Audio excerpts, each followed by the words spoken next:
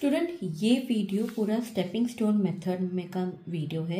ये ट्रांसपोर्टेशन का ही एक पार्ट होता है और एक बहुत ही इंपॉर्टेंट क्वेश्चन होता है। पर कई बच्चे ये क्वेश्चन छोड़ देते हैं, ये सोचे कि स्टेपिंग स्टोन मेथड बहुत डिफिकल्ट होता है। नहीं, स्टेपिंग स्टोन इनफैक्ट बहुत ही ईजी मेथड होता है। आई होप तुम मेरा ये वीडियो पूरा एंड तक देखोगे, तुमको समझ में आ जाएगा कि क्वेश्चन कितना ईजी होता है। देखो, तुम्हें दे रखा है कि solve the following transportation problem for least cost using stepping stone. ये क्वेश्चन है। सबसे पहले हम देख लेते हैं क्वेश्चन बैलेंस्ड है कि नहीं। तो कैपेसिटी 43 है, रिक्वायरमेंट भी 43 है। मतलब जो हमारी स्टेप 1 होती है कि बैलेंसिंग द प्रॉब्लम, तो तुम देखोगे कि हमारा question is a balanced problem है, क्योंकि capacity is equals to requirement. मतलब दोनों 43 है। ठीक है। अब स्टेप 2 क्या होती है हमारी? इनिशियल फीजिबल सॉल्यूशन निकालना। तुमको आई होप तुमने मेरे पहले की वीडियो देखे होंगे, जिसमें मैंने बताया था कि बहुत तरीके होते हैं। नॉर्थ वेस्ट कॉर्नर मेथड होता है, अलग अलग मेथड होते हैं, पर यूजुअली जो यूज़ किया जाता है वो यूज़ किया जाता है वैम, दैट इज वोगल्स अप्रोक्सीमेशन मेथड। अगर क्वेश्चन साइलेंट है, क्वेश्चन में कुछ भी मेंशन नहीं है, तो आप हमेशा इनिशियल फीजिबल सॉल्यूशन वैम से ही निकालोगे, क्योंकि वैम के बाद ही आप मोदी मेथड लगाते हो बच्चों। अगर क्वेश्चन में मेंशन है कि नॉर्थ वेस्ट कॉर्नर लगाना है या कोई अदर मेथड, तो आप लगाना, अदरवाइज वैम्प लगाना। तो वैम्प लगा के हम इसका इनिशियल फिजिबल सॉल्यूशन निकाल लेंगे बच्चों। ये वैम्प लगाएंगे हम, तो ये हमारे एलोकेशन आ जाएंगे।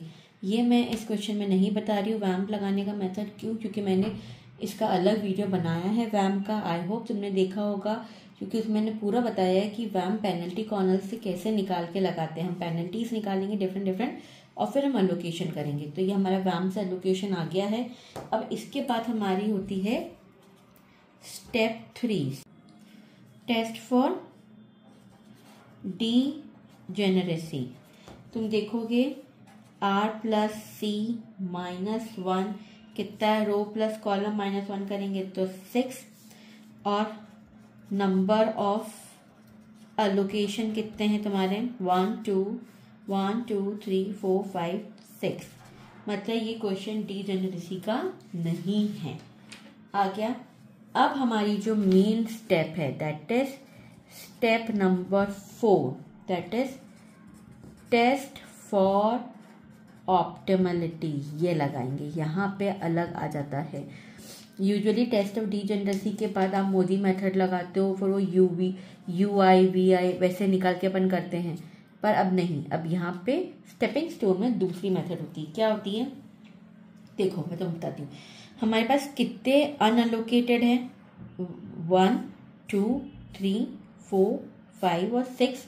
तो अब ये जो 6 जगह जहाँ पे हमने एलोकेट नहीं करा, हम देखेंगे कि अगर हम यहाँ से लूप बनाएंगे, तो लूप बनाने के बाद अगर हम यहाँ पे एलोकेशन करेंगे, तो इससे हमारी ट्रांसपोर्टेशन कॉस्ट कम होती है कि बढ़ती है? सबसे पहले हम इस सेल से स्टार्ट करते हैं बच्चों। ठीक है बच्चों, देखो, सबसे पहले हम इससे स्टार्ट करेंगे। तो यहाँ पे हम 21 लिख देते हैं। तुमको मैंने लूप बताया था, लूप कहाँ कहाँ बनता है? हमेशा एलोकेटेड सेल पे बनता है। तो 21 का लूप कैसे बनेगा बच्चों? देखो, ये यहाँ से ऐसे जाएगा, ऐसे ऐसे ऐसे और ऐसे बनेगा। मतलब 21 से लूप स्टार्ट होगा, फिर वो आपका जाएगा 13 पे, फिर वो जाएगा आपका 23 पे, फिर वो आपका जाएगा 17 पे बच्चों। मतलब लूप बनेगा आपका ऐसे ऐसे और ऐसे। और जहाँ से लूप बनता है वहाँ से हम क्या करते हैं? वहाँ पे हमेशा हम क्या करते हैं? Plus minus plus and again minus. ठीक है। मतलब इस केस में आपका क्या होगा?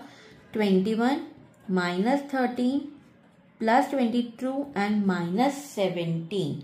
Answer is 14। यस, ये इतना इजी है। जो आपकी वैल्यूज है, ट्रांसपोर्टेशन कॉस्ट है, आपको वही डायरेक्टली लिखना है। इसमें आपको कुछ भी अपन नॉर्मल लूप में अपन क्या करते हैं? मैं 11 4 6 इनका देखती और फिर वो करती। यहाँ पे नहीं, डायरेक्टली यहाँ पे जो वैल्यूज है वो उनका प्लस माइनस करना। तो 14 है, मतलब क्या है? हमारी जो ट्रांसपोर्टेशन कॉस्ट है अगर हम 21 पे एलोकेट करेंगे तो 14 से बढ़ जाएगी, कम नहीं होगी, तो इसलिए हम यहाँ पे एलोकेट करके कोई मतलब नहीं है। अगला वाला हम 16 ले लेते हैं। हमारा समझ में आ रहा है कि नहीं आ रहा है? अगर कुछ भी डाउट हो तो नीचे कमेंट सेक्शन में, यू आर मोस्ट वेलकम। ये 16 है, यहाँ से भी लूप लेंगे तो कैसे जाएगा? लूप यहाँ से ऐसा ऐसा ऐसे ही जाएगा, मतलब 16 से 13, 23 एंड 18 यहाँ से स्टार्ट हुआ है लूप, तो क्या होगा? Plus minus plus and minus बच्चों, ठीक है ना कि नहीं? मतलब 16 माइनस 13 प्लस 23 एंड माइनस 18, जैसे अगेन इज 8, मतलब ट्रांसपोर्टेशन कॉस्ट बढ़ रही, कम नहीं हुई है। अगर ये 14, 8 इसकी जगह पे 0 या नेगेटिव आए, मतलब हम गुंजाइश है हमारी ट्रांसपोर्टेशन कॉस्ट कम करने के लिए। अब थर्ड क्या बचा? 25 वाला। अभी तो और बच्चे हैं हमारे, 6 हैं। जितने भी अनअलोकेटेड है सबकी हम कॉस्ट निकालेंगे। 25 वाले के लिए हमारी कॉस्ट कैसे जाएगी बच्चों? 25 वाला बहुत इंपॉर्टेंट है। क्यों? क्योंकि इसके लिए डायरेक्ट कोई भी मतलब ऐसे स्क्वायर नहीं बन रही। इसके लिए जो हमारा लूप है वो थोड़ा टेढ़ा मेढ़ा बनेगा कि यहाँ से स्टार्ट हो रहा है ऐसे, फिर ऐसे, फिर ऐसे, फिर ऐसे, फिर ऐसे और फिर ऐसे जाएगा बच्चों। आया समझ में?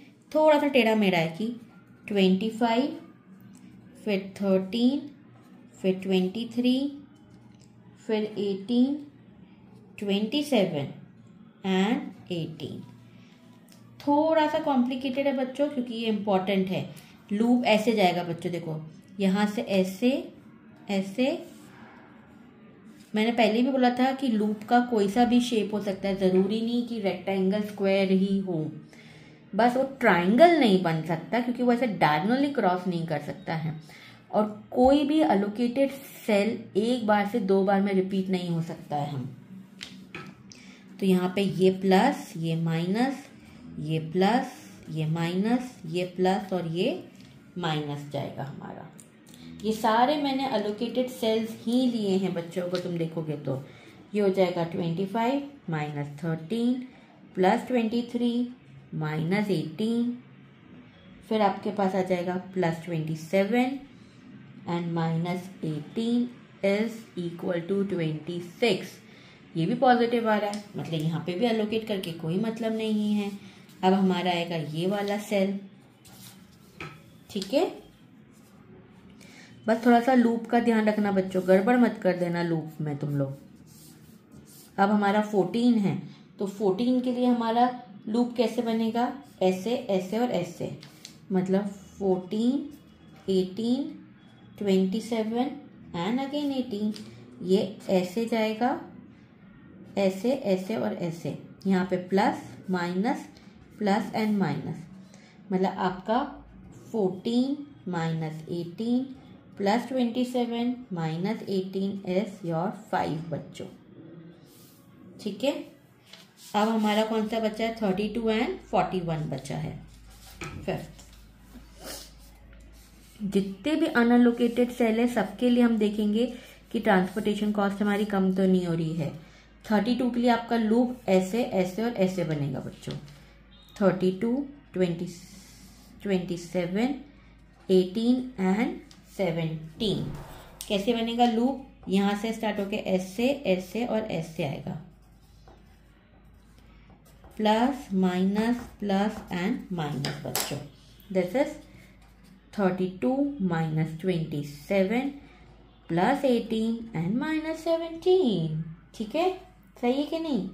क्या आया? 6। फिर से ट्रांसपोर्टेशन कॉस्ट नहीं कम हुई। अब लास्ट है हमारा 41।